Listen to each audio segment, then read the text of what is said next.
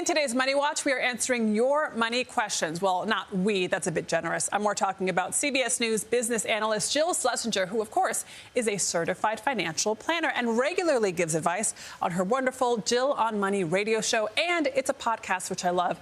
And today we are so lucky to have Jill here to answer some of your financial questions. Okay, so I have a list of people who wrote All right.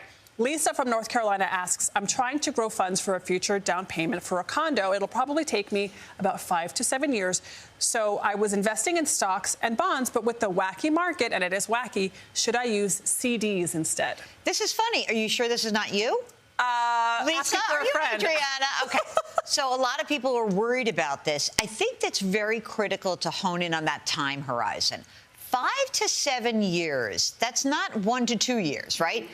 If it's 1 to 2 years, then yes, of course, I'll say take a seat, relax, get some CDs, keep your money safe. Okay. But once you're talking about 5 to 7 years, I think you can actually do more of a balanced portfolio where you don't have too much risk and keep that money invested. As you get within that, say, 18-month period, that's when you're going to dial back the risk, keep that money safe, and get ready to buy your future home. The American dream. All right, we have a question from Chelsea from Maryland. She says, I'm 36 years old. My employer just announced that they would now be offering a Roth 401k option starting this year.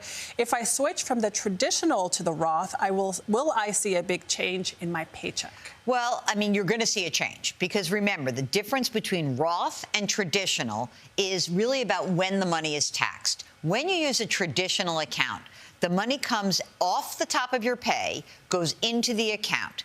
The money grows without taxes. Later on in retirement, you take it out. That's when you pay the tax. With a Roth, you pay the tax today. Then the money goes into the account. The money grows over all those decades. You take the money out, no tax due. So here's what's important about this particular situation. When you're younger, Roths make a ton of sense. I mean, I love the Roth anyway. You're paying the tax at what is probably going to be a lower tax bracket when you're in your 20s than later on. And even with people who are in higher tax brackets, a lot of the research finds, hey, you know what? Those Roth dollars, they grow really fast. And because there's no tax due at the end, it really helps manage your retirement income.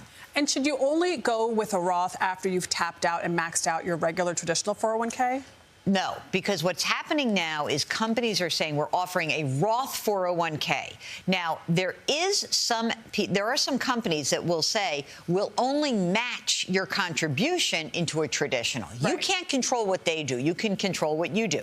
In general, if you're young, you've got many years to go. If you're in a lower tax bracket, 22, 24 or lower, then absolutely the Roth is the more powerful retirement savings tool. All right, we're going to stay with retirements. Nancy from Chicago asks, I'm 64 on the verge of retirement, and most of my money is in a pre-tax 401k.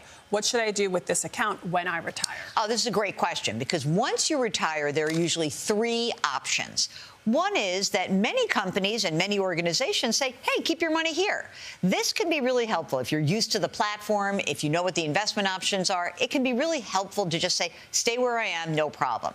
The second option would be you would say, I'm going to roll that money over into a new retirement account, an IRA rollover account. Now, in retirement, she may think, oh, I'll just take the money out. Don't do that because you're going to get taxed on the money. So roll it over into an IRA rollover account. Now, if you are someone who's not retiring but you have a new job, you could also potentially take old money from an old employer and roll it into your new plan. So 3 basic choices. Leave it where it is, roll it over, move to the new plan. Love that. It's a good question to have from our friend in Chicago. Jill Schlesinger, thank you so much. Thank you. And if you have a question about your financial life, you can email Jill at askjill@cbs.com. She could answer it during an upcoming segment. And you can hear more advice on her podcast, Money Watch with Jill Schlesinger. New episodes drop every Saturday and Sunday.